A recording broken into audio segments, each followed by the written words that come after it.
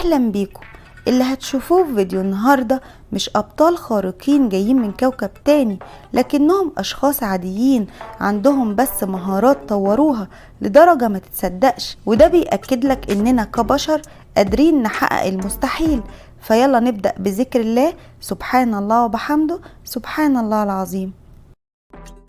الراجل ده نشن على الهدف اللي هو عايزه بالظبط.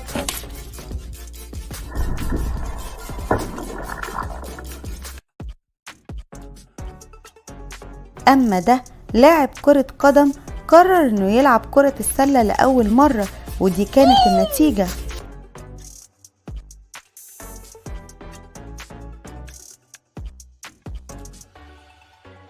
الأمر في الأول كان غير متوقع، لكنه حقق الهدف في الآخر.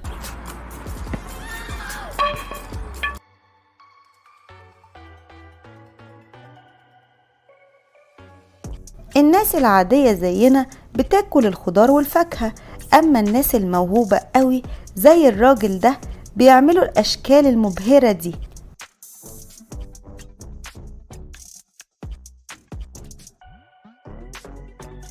ده مستوى جديد تماما من فن التطريز، والغرز والألوان على الجانبين من نفس القماش فبتظهر بشكل مختلف. ده الفرق بين الطباخ الجيد والطباخ المحترف. المحترف بيعمل الإبهار ده بكل سهولة. هنا بقى بيقدر يعمل مجموعة كبيرة من الفطاير وبسرعة رهيبة.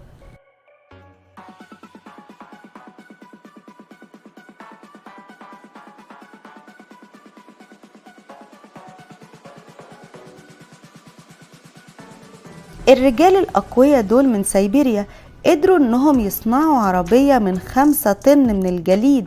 اكيد ارتفاع درجة الحرارة هيعمل مشكلة، لكن حتى لو دابت هيقدروا يعملوا واحدة تانية غيرها. الراجل ده اتحدى الجاذبية تقريبا.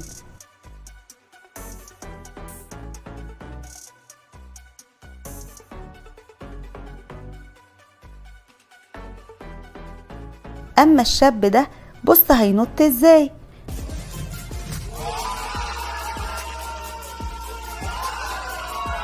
ظهرت بقى لعبة الليجو دي، لكنها طلعت مجرد رسوم متحركة بتقنية لإيقاف الحركة، ومصنوعة من 81 إطار. والرسوم المتحركة دي تطلبت مجموعة بطول 108 قدم، وخدت وقت 10 أيام من العمل، وتم تصوير جزء من المسافة، وبعد كده اتبنى الجزء التاني.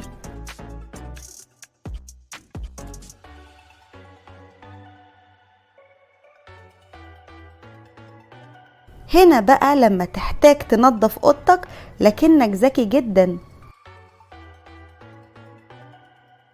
الفيديو ده مزيف لكنه مثير جدا وهيعجبك.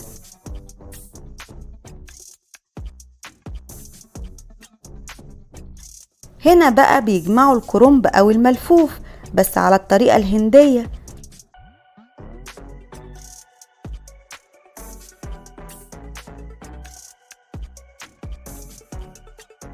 دي طريقة مميزة لتحويل الموسيقى لتجربة بصرية رائعة.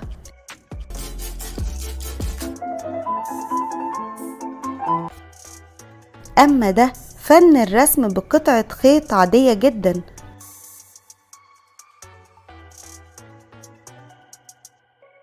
في هامبورج اتعمل قطار مصغر لآلاف الأكواب المملوءة بالمية عشان تعزف ألحان كلاسيكية، ومش غريب انه يحقق رقم قياسي عالمي. حتى اسمع صوته كده.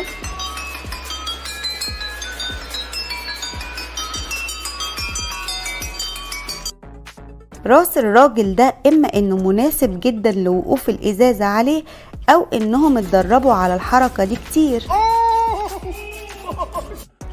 الفنان ده عنده موهبة كبيرة في إكمال الفن بظلال من أشياء عادية جدا وبسيطة. عمرك شفت صورة تم عملها بالخيط؟ الرسمة دي خدت وقت 3 أيام وأكتر من 3 ميل من الخيط.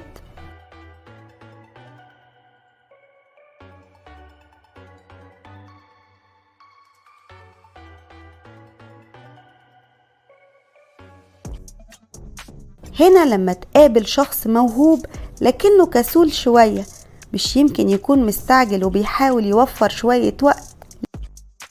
ليه لازم نحط طوب لما ممكن نعمل كده؟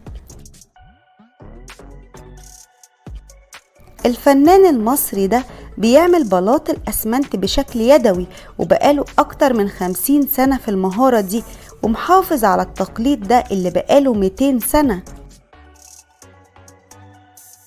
دي بقى طريقة مميزة عشان تسلي نفسك وانت في البيت.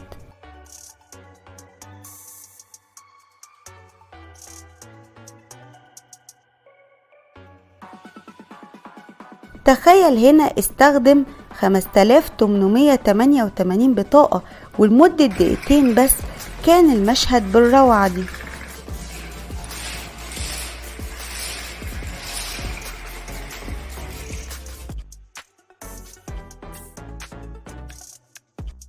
لو كنت عبقري هتقدر ترسم صورة باستخدام ايديك او راسك زي ما انت شايف.